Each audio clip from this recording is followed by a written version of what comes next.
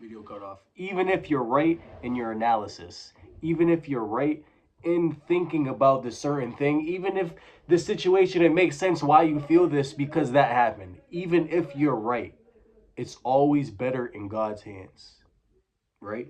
And this might seem like this is kind of a side point, but it's not, because God is saying for you to give your burdens onto him. God God died on the cross. God in flesh died on the cross for your sins, for your burdens, for your worries. All the things that you ruminate on in your mind, all the things that you chew on and wrestle with in your mind, really in your heart. Your mind is in reaction to what's happening in your heart. But all of those things that you wrestle with, God died for those things. God died so that you can give them up to him, right? So if you're a believer,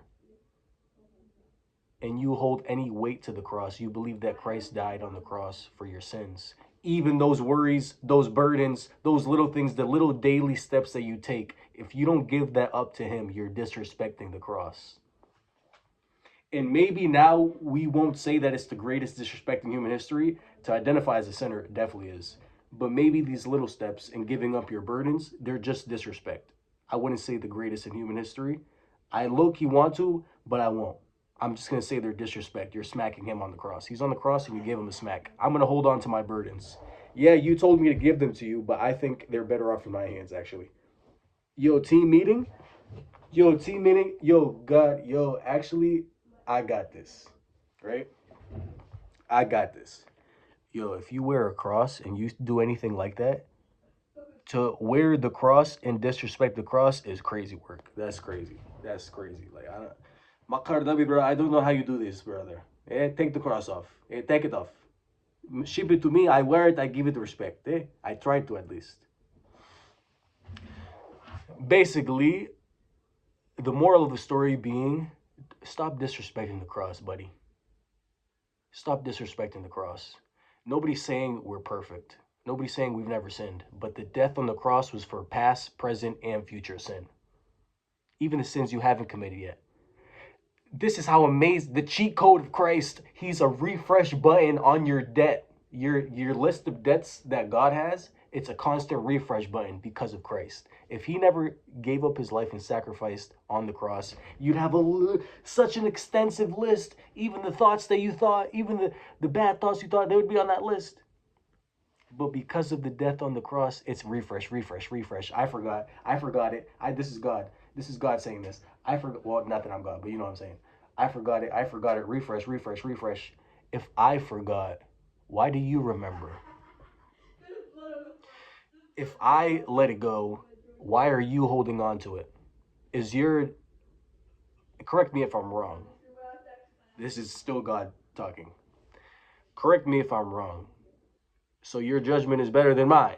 God wouldn't say it like this or like this either. Or he might actually. Who knows? Sometimes he hits you in the face. So correct me if I'm wrong. Your judgment is better than mine. You're telling me that you were ever meant to have judgment in the first place. You were ever to posture yourself as a judge anyway, to play God, to tilt the scales of judgment in any direction. That's Who's responsible for that? There's only one responsible for that, and that's God. Even the little judgments of yourself, when you judge yourself, who are you? Who are you to judge? Who are you to hold on to the things that God said put into my hands? Who are you to say that it's better off in your hands? Who are you to think that if you think another thought about it, you're going to figure it out? You're never going to figure it out. You're supposed to submit to him in all of your ways. Submit your thoughts and submit your heart to the Lord. And he makes all your paths straight. You're confused, you're doubting, squiggly lines, submit and he'll make your path straight. And you want to know what submitting looks like? To my understanding, I'll tell you. Submitting means really you're meant to submit the feelings in your heart, all of the pain in your heart, right? This is the shadow. We can also talk about Carl Jung and befriending the shadow, confronting the shadow. All of the pain in your heart, the depression, the loneliness, the sadness, the embarrassment, the awkwardness, the envy, the shame, the guilt, etc. You submit that by taking it, by watching, by feeling it. You submit by feeling. You don't submit by thinking. You submit by feeling. And I say that to say this. I'm going to give some context first. Your mind and your heart are in constant communication throughout the day, always. Always. There's always a conversation happening right here. Bing, bing, bing, bing. It's actually more like bing, bing, bing, bing, bing, bing, bing, bing, because your heart sends more signals to your mind than the other way around, right?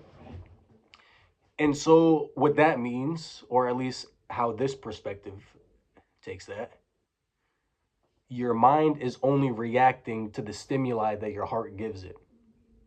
Your mind is only in reaction to what's actually happening, right? Or actually, yes.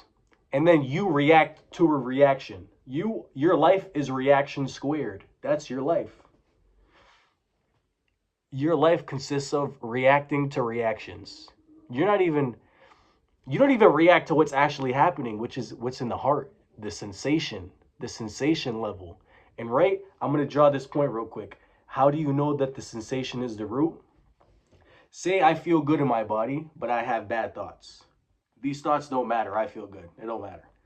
You know, it's kind of just like you're like weaving them without even trying because you feel good. Say you feel good, but you're like, but you're gonna die, but you have to try to do you have to do all these other things. Yo, I feel good though. That will really never be the case, but for this example, we'll stick with it. And then say you feel bad in your body, but you have good thoughts. But I'm enough. I feel good though. I'm good. But you feel bad, right? Which one is the root of your experience? It would be the sensation in your body. So all that to say, you don't even live life. You live a reaction. And then you don't even live a reaction. You are a reaction to a reaction. Your actions are reactions to a reaction. So you submit to the Lord. You know you're submitting to the Lord when you can feel all the pain in your heart and you take it. You take it non-judgmentally. You can observe it, right? That's how you know you're submitting to the Lord.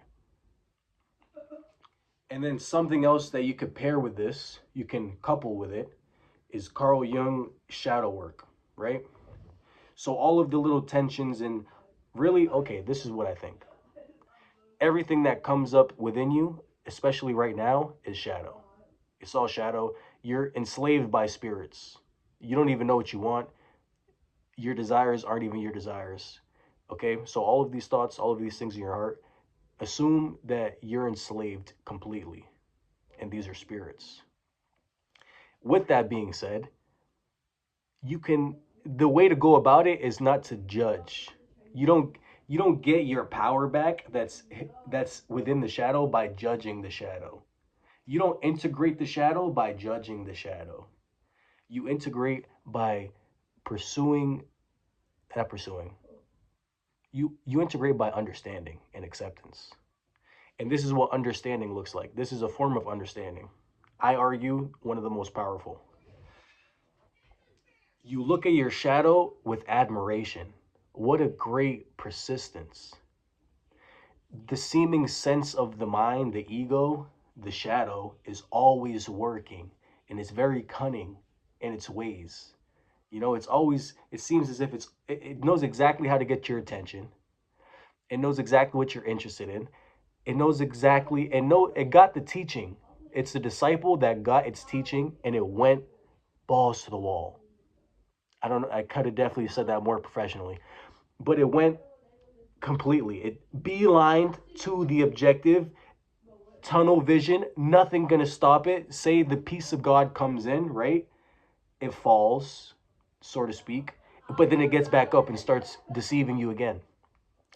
The object of the persistence, that's not what we're looking at least when it comes to fostering understanding. We're looking at the persistence itself. What a great persistence. You're bearing witness to the greatest discipline you've ever seen in your life. The greatest external discipline, David Goggins, pales in comparison to this discipline. around the clock. You sleep, still going. I'm still going. I'm still thinking. I'm still bringing up sadness. All these little things. It's hard to put it into words, but literally everything you feel is a great persistence. Label it as such.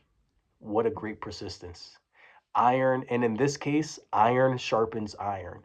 Your persistence will be sharpened by the shadow's persistence. I'm a little rambly, but my thoughts will get more, as I continue to do this. But your greatest discipleship is in your shadow. You becoming the greatest disciple of God or disciple of whatever pursuit you have, really anything besides God is going to be meaningless. But your greatest discipleship, again, sorry about that. Your greatest, you being the greatest disciple you can ever be is in your shadow. You having the greatest, your genius is in your shadow. It's literally all in there. It's literally, if you ever watch Naruto anime, Naruto and Kurama, the Nine Tails demon, um, Nine Tails demon fox, that immense power, bah, that is your shadow. That is exactly the same. And and you know why Naruto works so well? Because he integrated the shadow. You know why we love that anime so much? Because he integrated the shadow. The source of his suffering became the greatest source of strength. That doesn't just sound good for a plot, an anime, or a movie. It sounds good because it's truth. That's real life. Something in when you watch it, it hits you deep to the core. He befriended Kurama instead of judging. Maybe initially it started off as judgment, but he wanted to understand and be friends with Kurama. That's why he was able to go in Bijou mode, which is when he can use the Nine Tails Demon Fox energy and he becomes an even stronger version of himself. That is you. You are Naruto. You have Kurama in you. Are you going to judge Kurama or are you going to hug and befriend Kurama like Naruto did? You see the paths. You see the paths. If you judge Kurama, you don't have anime. You don't have the show. You don't have the groundbreaking anime of Naruto. You befriend Kurama and you are a success. It's literally the same thing. It's literally the same thing. It's the same thing. Carl Jung, bro. Integrate the shadow, bro. Hug Kurama. And you do that, you couple submitting to God, with what a great persistence. What a great persistence. The greatest discipline you've ever seen. And another way to draw the persistence with an analogy is, say you are an amazing dance team. You're part of an amazing dance team, right? But you have this rival dance team. They're like your arch nemesis. It's like the Red Sox to the Yankees. But they're fire too. They're like really good at what they do. There's two paths you could take. You go to their dance, they're having a dance off. You go there and you judge and you say, "Man, forget the Yankees, bro. We're the Red Sox, bro. Why am I watching these guys, bro? I don't even like these guys. Forget these guys." And then you leave. Or you understand that they're fire. They know what the heck they're doing. They're actually really good.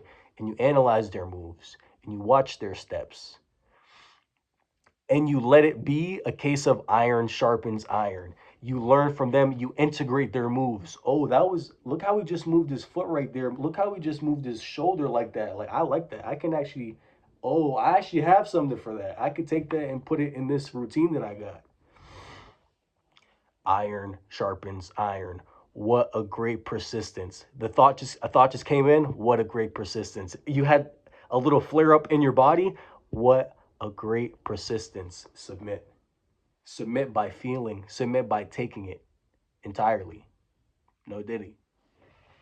And taking it means you let it be. If it wants to flare up and move around, stay here and submit.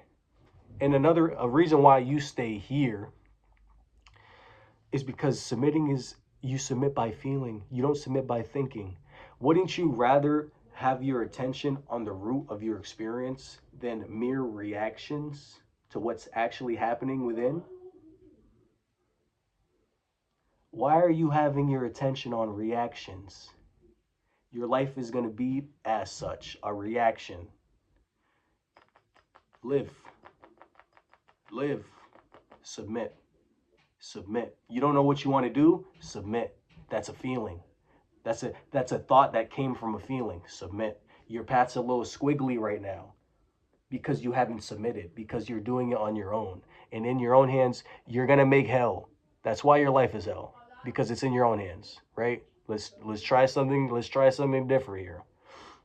Let's give life to the Almighty, right? Jesus literally walked the earth. God literally walked the earth, and he chose a life of the greatest suffering ever. People say, why do bad things happen to good people? Oh, you're right. There was only one good person, though. And guess what? Even the greatest tragedy outside of the cross, because that's the greatest tragedy. The greatest tragedy outside, actually, no. This is how I want to word it. The greatest tragedy ever ends in resurrection and rebirth. What are you suffering? What are you suffering that was greater than the cross? Oh, I'm listening. What are you suffering, or did somebody suffer that was worse than the cross? Yeah, child trafficking, sex trafficking is very tough. I can't even really speak on that. But the cross is the worst tragedy, and it ends in resurrection. Even that like made me feel a little uncomfortable bringing that up. What a great persistence. Truth just is. Truth doesn't need to fidget around certain things. The truth is, there is child trafficking, there is sex trafficking. Why get fidgety about it? Why? If there's certain things that need to be talked about and these topics should be addressed, then the truthful way is to just address calmly. What a great persistence. Submit, submit. Your power is in your submission to the Lord. You've submitted to your thoughts. That's why you're subject to them. That's why you're enslaved.